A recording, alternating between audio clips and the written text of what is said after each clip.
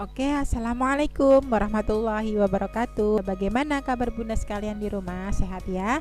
Nah, kali ini saya akan memberikan tips-tips bagaimana cara melatih anak dengan kebutuhan khusus selama di rumah, gitu ya.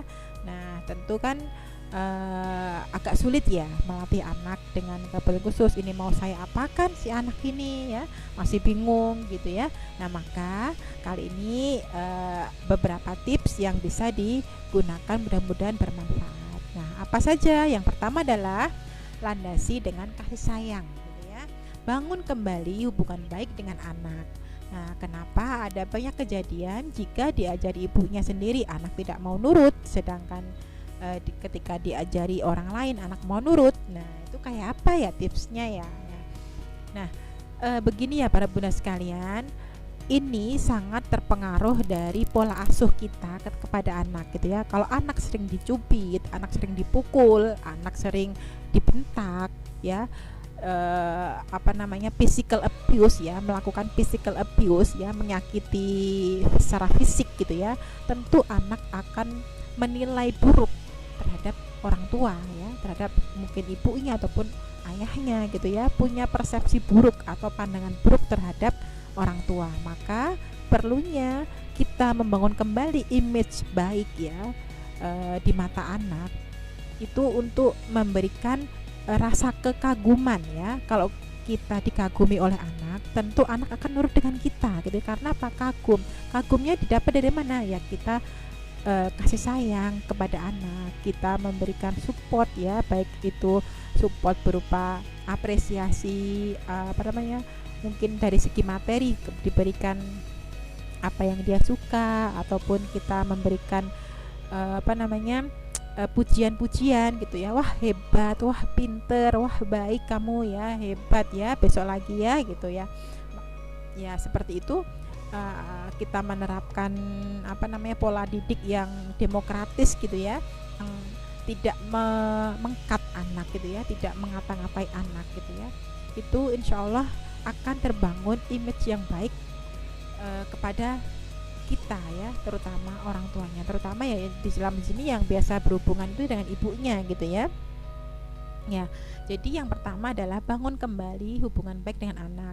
Yang kemarin mungkin sukanya membentak, sukanya mencubit, memukul karena anak suka tantrum mungkin di tempat umum, mulai tidak terkendali perilakunya, akhirnya plak, dipukul, plak, dicubit dan lain sebagainya. Nah, ini memberikan kesan buruk dari anak kepada kita gitu ya. Maka harus dijalin dulu kasih sayang kepada si anak gitu ya.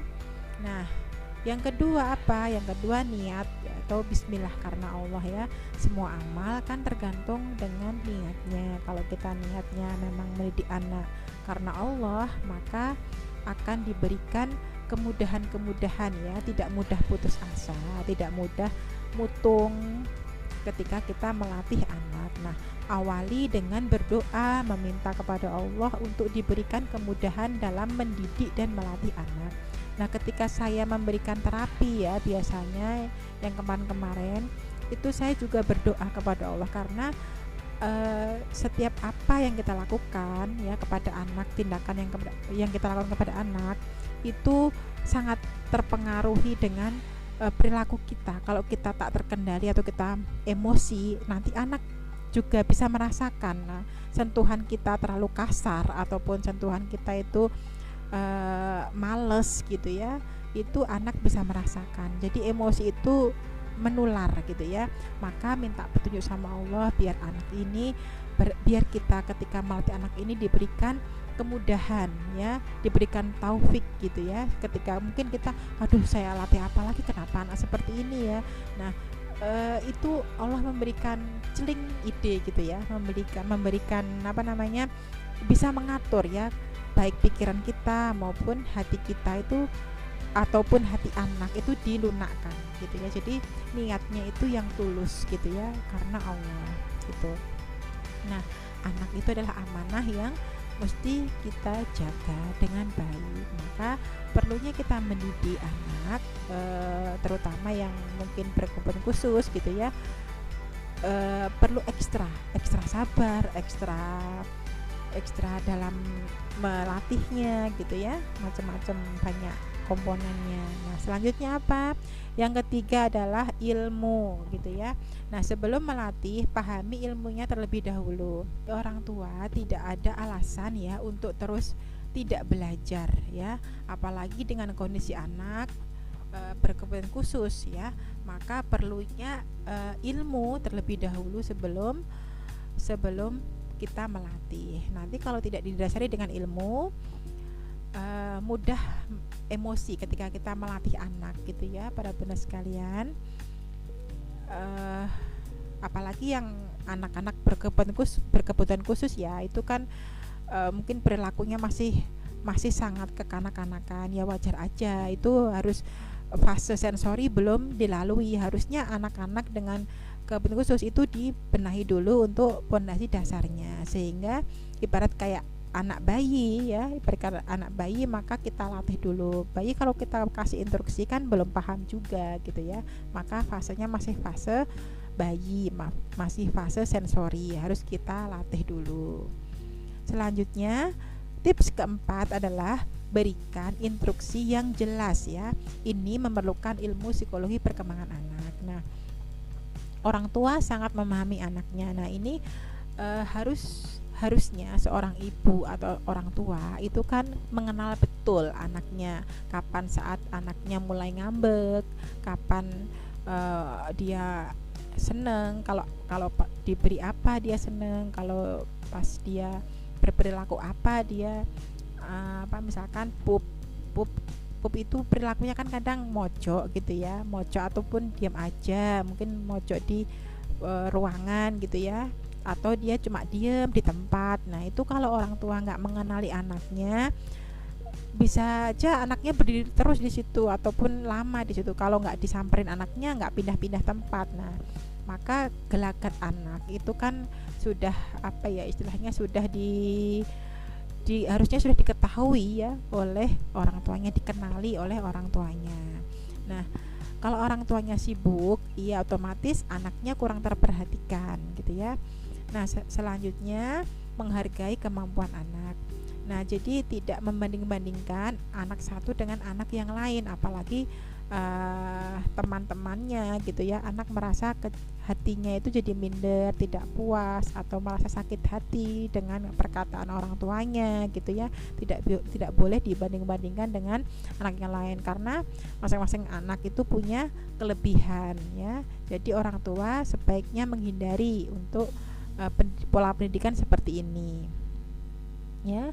Selanjutnya harus butuh pembimbing atau butuh guru untuk memberikan bimbingan. Ketika kita melatih anak itu kita butuh seorang guru ya, agar tidak keluar dari ring atau tidak konsisten. Harus ada yang mengingatkan, oh kayak seperti ini salah, seperti ini benar. Kecuali memang si ibunya ini seorang terapis ya, sudah bisa memberikan arahan sendiri kepada anak, artinya sudah tahu ilmunya gitu ya. Nah, maka pilihlah guru yang terpercaya dan berkompeten di bidangnya. Tidak harus dari saya ya, tapi bunda sekalian bisa memilih guru yang sekiranya dipercaya gitu ya. Mungkin sudah percaya dengan seorang terapis yang memang biasa memberikan terapi kepada anaknya. Nah, itu bisa dijadikan pembimbing atau coach gitu ya, ataupun jadi perlunya kita cari seorang guru atau pembimbing agar kita ketika melatih anak itu sesuai dengan jalurnya, ada tujuannya gitu. Selanjutnya yang terakhir adalah tidak mudah putus asa dengan kondisi anak gitu ya. Nah, niatkan karena ini adalah suatu amal ibadah, maka dengan ikhlas gitu ya. Harus dilakukan dengan ikhlas, karena setiap ibadah yang tidak dilakukan dengan ikhlas ataupun menggerutu, mengeluh, itu nanti tidak akan diterima amalnya oleh Allah. Maka perlunya kita menanamkan statement kepada diri kita sendiri bahwa melatih anak ini adalah suatu ibadah.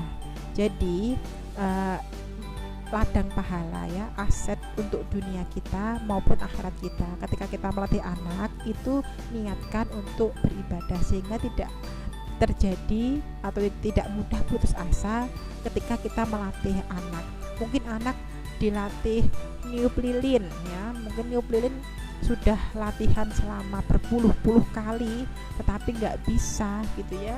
Nah itu kan mungkin kita mutung, sudah lama banget kok nggak bisa-bisa gitu ya. Nah mungkin perlu ilmu lain ya, jadi dilatih yang lain dulu ya, misalnya dulu nanti tiup lilin lagi, mungkin dilatih diseling ya, diseling dengan keterampilan melatih dengan motorik kasarnya, motorik halusnya, kognitifnya, macam-macam tuh dilatih lagi. Berarti terus coba tiup lilin gitu ya, ditiup lilinnya sudah mulai bisa atau belum gitu ya, dengan usaha-usaha yang sudah kita kerjakan gitu.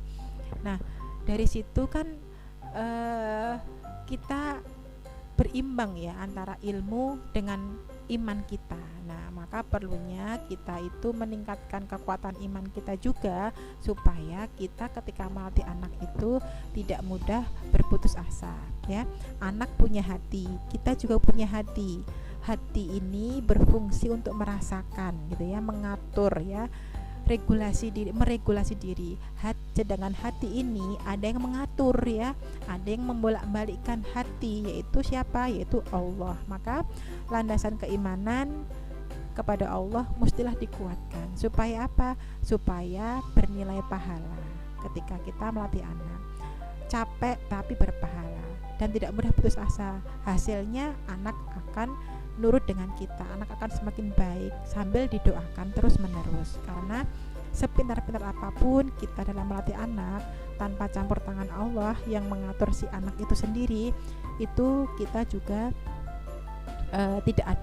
tidak bisa apa-apa gitu ya. Jadi serahkan semuanya, kembalikan semuanya, niatkan semuanya karena Allah, dan mintakan kebaikan-kebaikan yang banyak untuk si anak kita, mintakan kemudahan kita dalam melatihnya sehingga anak itu menjadi anak yang normal kembali atau baik, bahkan lebih baik dari yang lain ya.